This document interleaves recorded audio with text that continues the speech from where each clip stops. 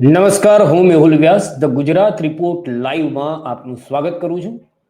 આપને ઘણીવાર અગાઉ કીધું છે એ પ્રમાણે આ અમારી બીજી ચેનલ છે, અમારી મુખ્ય ચેનલ છે ધ ગુજરાત રિપોર્ટ, અને આના પર પણ અમે અલગ પ્રકારના સમાચારો આપવાની શરૂઆત અમે વિચારી રહ્યા હતા. અને આજે એવું સંજોગ છે કે આજે આ જે સમાચાર છે તમને ધ ગુજરાત રિપોર્ટ, જે અમારી મુખ્ય ચેનલ પર ત્યાં જોવા નહીં મળે.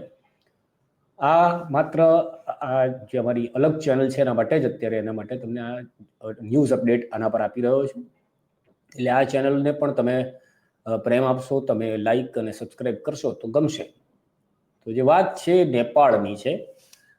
નેપાળની અંદર તમને ખ્યાલ હોય કે નેપાળમાં સરકાર જે છે એણે જે સોશિયલ મીડિયાની 26 જેટલી, એટલે યુટ્યુબ, ઇન્સ્ટા ને વોટ્સએપ, આ બધું બંધ કરી દીધું. એની પાછળ કારણ એવું આપવામાં આવ્યું કે આ જે બધું જે છે એનાથી એટલે બાળકોમાં હિંસા વધી રહી છે, પછી નકલી આઈડી બની રહ્યા છે, નફરતભર્યા ભાષણો થાય છે અને સાયબર ક્રાઇમનું વધી ગયો છે. આવા બધા સરકારે દલીલો કરીને એવું કીધું હતું કે 2 સપ્ટેમ્બર સુધીમાં જો આ ચેનલો અમારી જોડે, અમારી સરકારના મિનિસ્ટ્રીમાં રજિસ્ટ્રેશન કરાવી દેશે તો વાંધો નથી. પણ આ બધી ચેનલોએ, યુટ્યુબે તો એ બધાએ ના પાડી કે ભાઈ અમે આ રીતે જે લોકોની વાણી સ્વતંત્રતા છે, લોકોની પ્રાઇવસી છે, એ બધાને ધ્યાનમાં રાખીને અમે સરકારની શરતોને આધીન આ બધું અમે નહીં પાલન કરીશું, અમે રજિસ્ટ્રેશન નહીં કરાવીએ. હા, જો કે ચીનની ટિકટોક ને એવી બધી એપ્લિકેશન જે છે એ લોકોએ સરકારનું માની લીધું અને રજિસ્ટ્રેશન કરાવી દીધું. એટલે પછી 4મી તારીખથી સરકારે આ બધી 26 એપ કંપનીઓને જેમને રજિસ્ટ્રેશન નહોતું કરાવ્યું એમને બંધ કરી દીધી.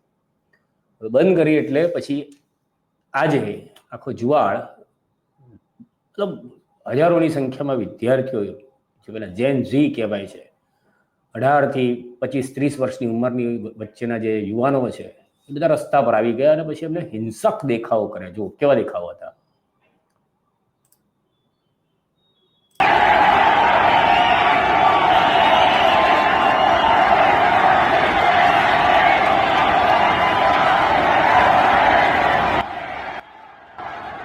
આ રીતે મોટી સંખ્યામાં લોકો રસ્તા પર આવી ગયા એટલે પછી લોકોએ સંસદ પરિસરમાં ઘૂસીને ત્યાં જઈને તોડફોડ કરી, સરકાર વિરોધી સૂત્રોચ્ચાર કર્યા અને ઠેર ઠેર ચક્કા જામ કરી દીધા. અને પછી જ્યારે શરૂ થઈ આખી વાતમાં હિંસક અથડામણ, એટલે એ હિંસક અથડામણની અંદર 19 જેટલા લોકોના મોત થયા અને જે સેનાએ ગોળીબાર કર્યો એમાં 200થી વધારે લોકો ઘવાયા છે. સેનાનું જવાનનું કહેવું છે કે અમે પગને ધ્યાનમાં રાખીને ગોળીઓ મારતા હતા, પણ છતાંય આ થયું છે. અમે આખી ઘટના તમને સમજાવ્યું કે પ્રતિબંધ કેમ મૂકવામાં આવ્યો હતો, કે સુપ્રીમ કોર્ટે નિર્દેશ કર્યો એટલે નેપાળ સરકારે આ જે બધી સોશિયલ મીડિયા પ્લેટફોર્મને ચીમકી આપી કે 7 દિવસની અંદર રજિસ્ટ્રેશન કરી દો. એટલે આ આદેશ પછી સરકારે દલીલ કરી હતી કે રજિસ્ટ્રેશન વિનાના આ પ્લેટફોર્મનો ઉપયોગ દેશમાં નકલી આઈડી, નફરતભર્યા ભાષણ, સાયબર ક્રાઇમ અને ખોટી માહિતી ફેલાવવા માટે થઈ રહ્યો છે. અને પછી 4 સપ્ટેમ્બરે સરકારે 26 સોશિયલ મીડિયા પ્લેટફોર્મ પર એક નિયત સમયમાં રજિસ્ટ્રેશન ન કરાવવાના કારણે પ્રતિબંધ મૂકી દીધો. આ જે બધી હતી એની અંદર વોટ્સએપ, ફેસબુક, યુટ્યુબ, ઇન્સ્ટાગ્રામ, આવા બધા જાણીતા પ્લેટફોર્મ હતા.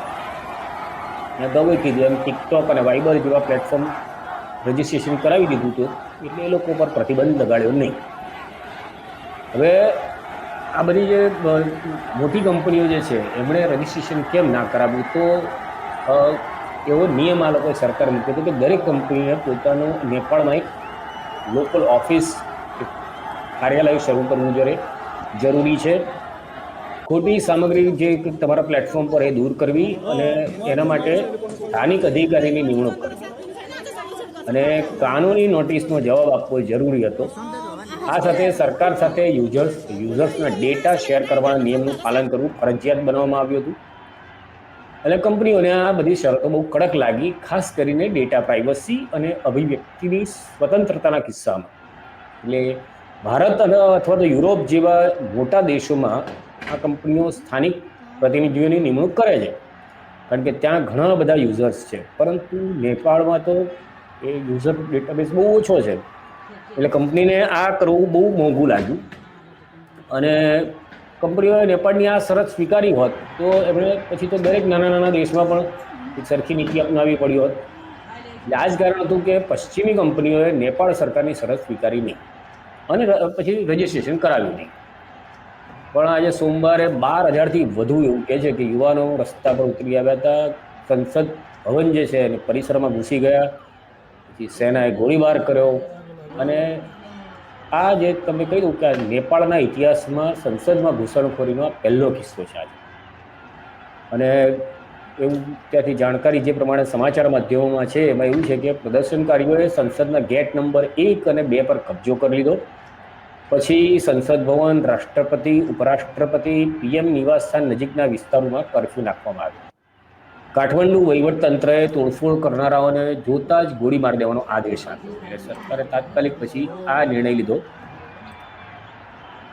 અને સરકારે 3 સપ્ટેમ્બર, એટલે જે અગાઉ મેં કીધું કે 3 સપ્ટેમ્બરે આ બધી સોશિયલ મીડિયા પર એ લોકોએ પ્રતિબંધ લગાડ્યો હતો.